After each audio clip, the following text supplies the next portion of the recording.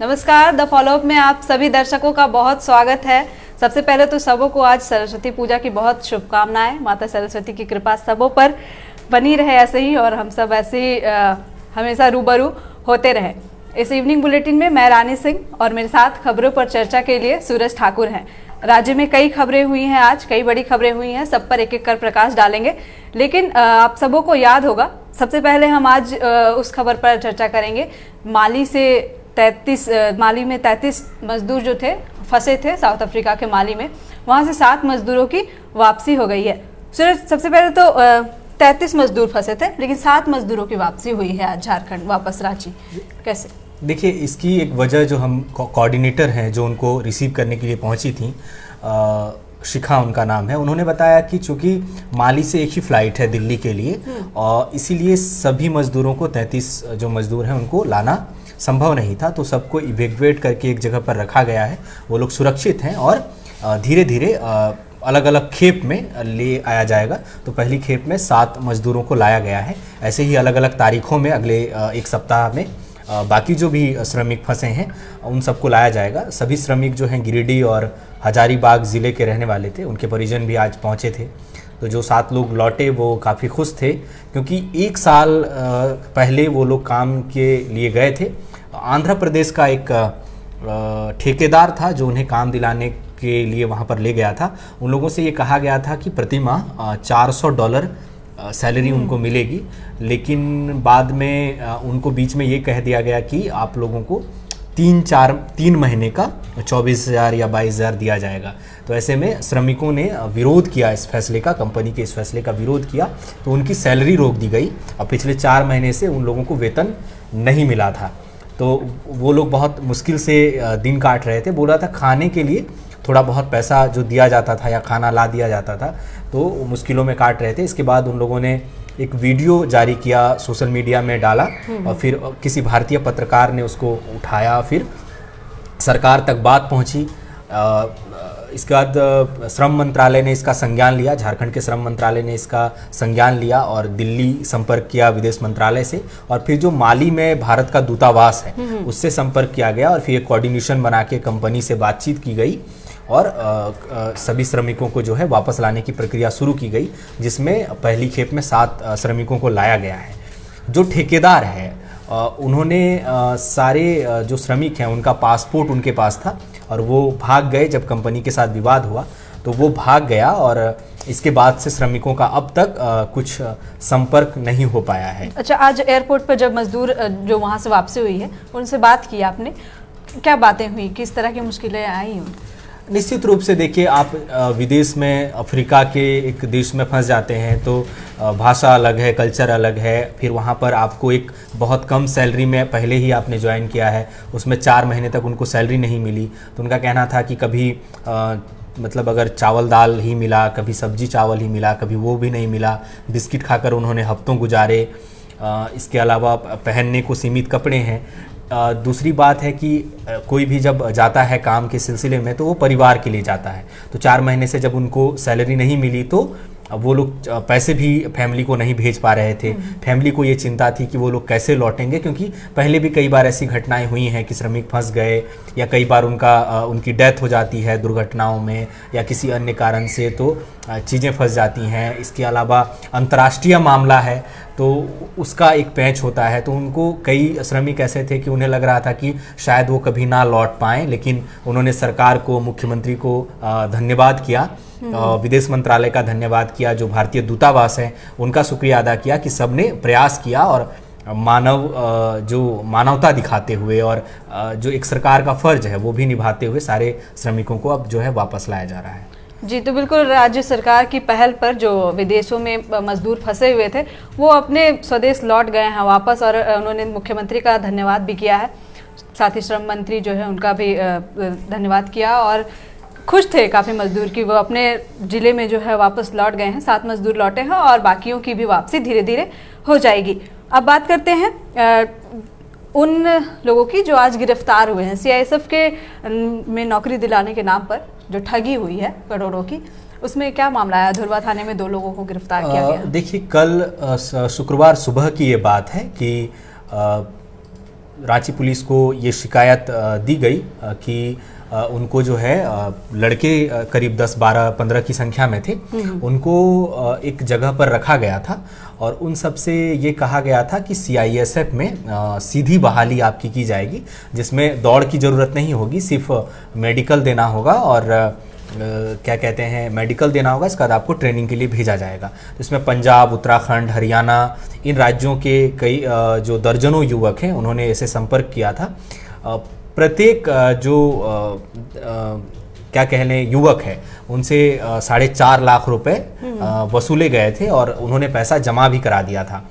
तो इनको सबको रांची लाकर रखा गया था। तो पहले इनको कहा गया कि आपका मेडिकल होगा, तो एक बिल्डिंग में इन लोगों का मतलब मेडिकल लिया गया एक फर्जी तरीके से, इनके अलावा इनके जो सारे ओरिजिनल डॉक्यूमेंट हैं वो ले लिए गए। इसके बाद इनको कहा गया कि चूँकि आप लोग अलग अलग प्रदेशों से आए हैं तो ऐसे में आप लोग को 12-13 दिन क्वारंटीन रहना होगा। तो ये लोग 26-25 जनवरी को ही यहाँ पर आए थे। तो उन लोगों को सबको एक कमरे में रख दिया गया और 2 टाइम का खाना उन लोगों को दिया जा रहा था। तो यहाँ रहने में भी उन लोगों ने बहुत खर्च किया था। इसके बाद वो लोग जब अधीर होने लगे, लगातार सवाल पूछने लगे कि कब ट्रेनिंग के लिए भेजा जाएगा, कोई अगली सूचना क्या है, तो उन लोगों ने फ़ोन उठाना बंद कर दिया, बात करना बंद कर दिया। तो उन लोगों ने रांची पुलिस से ये शिकायत की। धुरवा थाने में जो नंबर है वो भेजा। सचिन नाम का एक लड़का है, उत्तराखंड का वो रहने वाला है। तो उसने रांची पुलिस से संपर्क किया और ये बताया कि हमारे साथ ये हो रहा है। इसका उन नंबरों को ट्रैक किया गया। हमने थाना प्रभारी जो हैं धुरवा के प्रवीण कुमार, उनसे बातचीत की तो उन्होंने कहा कि हम शिकायत के आधार पर वहाँ पहुँचे तो हमने देखा कि लड़के जो हैं वो एक कमरे में रह रहे हैं। तो फिर इन्होंने आरोपियों से संपर्क करना शुरू किया, उनको नंबर करने लगे। तो इन लोगों को ये आशंका थी कि वो लोग भाग जाएंगे, आरोपी जो हैं भाग जाएंगे। तो प्रवीण कुमार ने ये बताया कि इन्होंने अभ्यर्थियों के जरिए ही उनको फ़ोन करवाया, लेकिन उनको कहीं ना कहीं संदेह हो गया था कि शायद पुलिस को पता चल गया है या हमारी खोजबीन हो रही है, तो वो आने से इनकार कर रहे थे। तो इसके बाद एक क्या कह लें कि एक ड्रामा किया गया पुलिस की तरफ से कि ये कहा गया कि वो जो लड़के हैं उसमें से एक गंभीर रूप से घायल है, चोट लग गई है, तो आइए इलाज कराना है। और फिर इसका झांसा देकर उनको लाया गया और फिर दोनों को गिरफ्तार किया गया। जो गिरफ्तार आरोपी हैं उसमें से एक का नाम संतोष कुमार है और एक का नाम सिद्धार्थ उर्फ प्रेम है। तो दोनों को गिरफ्तार कल शाम को ही कर लिया गया था और आज उनको मजिस्ट्रेट के सामने पेश किया गया। जो मतलब अब तक जो बरामद उनसे चीज़ें हैं उसमें ये है कि कम से कम 30 युवकों के दस्तावेज उनके पास से मिले हैं। इसके अलावा जो फर्जी अपॉइंटमेंट लेटर है CISF का वो बरामद किया गया है। नकली हथियार बरामद किए गए हैं। इसके अलावा CISF की जो वर्दी होती है वो भी बरामद किया गया है। वो लोग CISF की वर्दी खुद भी पहनकर वो फोटोज़ दिखाते थे कि हम अधिकारी हैं, तो वो भी बरामद किया गया है। कुछ नकदी भी उनके पास से बरामद की गई है। उन्होंने कुछ साथियों का नाम बताया, हालांकि पुलिस ने इसका खुलासा नहीं किया कि वो और कौन लोग हैं। शायद सतर्क हो जाएंगे इस ख्याल से, तो उनकी भी गिरफ्तारी के लिए छापेमारी की जा रही है। तो अभी तक की जो सूचना है कम से कम 2 करोड़ रुपए की ठगी उन्होंने अब तक की थी और आगे भी इसका प्लान था, लेकिन अब भंडाफोड़ हो गया है। 2 लोग अरेस्ट हो गए हैं और बाकी जो अभ्यर्थी हैं उनको भी पैसे जो रिकवरी का है उसकी भी प्रोसेस की जा रही है कि उनका पैसा किसी तरह रिकवर हो जाए। जी, तो ये धुरवा थाने में 2 अपराधी जो है, 2 आरोपी जो हैं गिरफ्तार किए गए हैं। 2 करोड़ रुपए की बड़ी ठगी जो है CISF में नौकरी दिलाने के नाम पर की जा रही थी इनसे। और अब हम आते हैं भाषा विवाद मामले में। भोजपुरी, मगही, अंगिका, इन सारी भाषाओं को लेकर आप देख रहे होंगे विवाद जो है वो बढ़ता जा रहा है। इस मामले में आपने हमारे फॉलोअप में भी कई वीडियोस देखे होंगे। अभी हाल फिलहाल में भी जो भाषा को लेकर विवाद बढ़ा था और उसमें कई तरह की चर्चाएं हुई है, अलग अलग लोगों से बातचीत हुई है, विरोध प्रदर्शन हुआ था, उसके भी वीडियो आपने देखा होगा। लेकिन आज इसमें मामले में जो रामगढ़ विधायक ममता देवी हैं उन्होंने आलमगीर आलम से वो मिली हैं और इस बाबत उन्होंने बात की है। क्या बातें हुई और क्यों लगता है ये मामला क्यों बढ़ता जा रहा है? देखिए, जाहिर सी बात है कि धनबाद, जैसा कि पहले ही अभ्यर्थियों ने बताया था कि धनबाद और बोकारो की जो सीमा है वो बिहार से लगती नहीं है और उनका ये तर्क है कि वहाँ पर जो भोजपुरी और मगही बोलने वाले लोग हैं वो 2% से भी कम है, तो क्यों हम पे ये भाषा थोपी जा रही है। आप जानते हैं कि पार्टियों का अलग अलग स्टैंड है। अब जो ममता देवी ने जो चिट्ठी लिखी है, पत्र लिखा है आलमगीर आलम को, उसमें उन्होंने ये लिखा है कि जिला स्तरीय पदों पर जो स्थानीय भाषा के तौर पर मगही और भोजपुरी जोड़ी गई, इसको लेकर युवा जो हैं लगातार आक्रोशित हैं, आंदोलन कर रहे हैं। तो उनकी भावनाओं का सम्मान करते हुए और आंदोलन किसी अप्रिय जगह पर ना पहुंच जाए, इसको भी ध्यान में रखते हुए सरकार को एक बार बैठकर दोबारा पुनर्विचार करना चाहिए और इस फैसले को लेकर सोचना चाहिए कि क्या वाकई उसकी ज़रूरत है या नहीं है।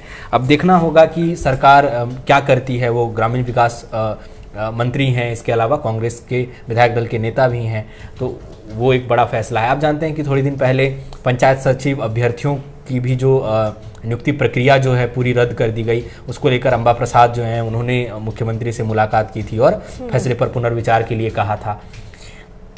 शिक्षा मंत्री जगन्नाथ महतो वो मुख्यमंत्री से मिल चुके हैं, वो भी इस फैसले को वापस लेने की और फैसले पर पुनर्विचार करने की मांग कर चुके हैं। तो अभी अलग अलग राय है, पार्टियों में अलग अलग राय है। जो तीनों गठबंधन की पार्टियां हैं, जो विपक्ष में भाजपा है, सबकी अपनी अलग राय है। और सबसे अजीब बात यह है कि पार्टी के अंदर भी अलग अलग राय है। आज ही गीता कोड़ा और धीरज साहू रांची लौटे, ये लोग भाग लेने के लिए गए थे राज्यसभा की संसद की कार्रवाई में। तो उनसे भी ये सवाल जब पूछा गया तो उनका भी स्टैंड कुछ इसी तरीके से था कि सरकार को मतलब इस बारे में बैठकर इसका पुनर्विचार करना चाहिए और सोचना चाहिए कि आंदोलन किस स्तर पर जा रहा है या किस जगह जा रहा है। तो निश्चित रूप से अब ये देखना होगा कि सरकार कब एक या तो सर्वदलीय बैठक बुला ले या कैबिनेट की बैठक बुलाती है, या आंदोलनकारी जो युवक हैं उनसे बातचीत करती है। अलग अलग पक्षों को सुनने के लिए क्या किया जाता है, ये फिर इंतजार करने की बात होगी। जी, तो भाषा विवाद को लेकर अभी तक कोई एक जो ठोस एक्शन होता है वो नहीं लिया गया है और इस पर देखना होगा कि कब तक एक, क्योंकि पार्टी के अंदर भी हर किसी का अपना अलग अलग स्टैंड रखा जा रहा है, तो ये देखना होगा कि कब इस पर एक ठोस एक्शन लिया जाता है। खैर, अगर मौसम की बात करें तो पिछले 2 दिनों से बादल छाए हुए थे, बारिश पिछले कल की बात करें तो आप देख रहे होंगे कि कई घंटों तक बारिश हुई है और आज का मौसम जो था साफ था, यानी कि बसंत पंचमी लोगों ने बहुत हर्षोल्लास के साथ मना लिया। अब चूंकि बादल आज कई संथाल परगना में खास करके बहुत ज़्यादा बारिश हो रही थी और वहाँ ओलावृष्टि भी हुई है। अब ऐसा है कि बादल जैसे ही हटेंगे तो उसके बाद ठंड जो है वो बढ़ेगी, यानी कि तापमान 3 से 4 डिग्री और गिरेगा, तो इसके बाद ठंड बढ़ेगी। इसलिए हम सबों को सुरक्षित रहने की ज़रूरत है। कोरोना की रफ्तार भी झारखंड में कम हो गई है, लेकिन इसमें हमें लापरवाही नहीं बरतनी है। अभी भी 500 से 600 मामले हर दिन आ ही रहे हैं। हम सबों को पार्टी गैदरिंग्स, भीड़ भाड़ ना करते हुए, सोशल डिस्टेंसिंग मेंटेन करते हुए, मास्क सैनिटाइजर यूज़ करते हुए हमेशा रहना है ताकि हम कोरोना से सुरक्षित रह सकें। ऐसे ही तमाम बड़ी खबरों के लिए फॉलोअप के साथ जुड़े रहें। धन्यवाद।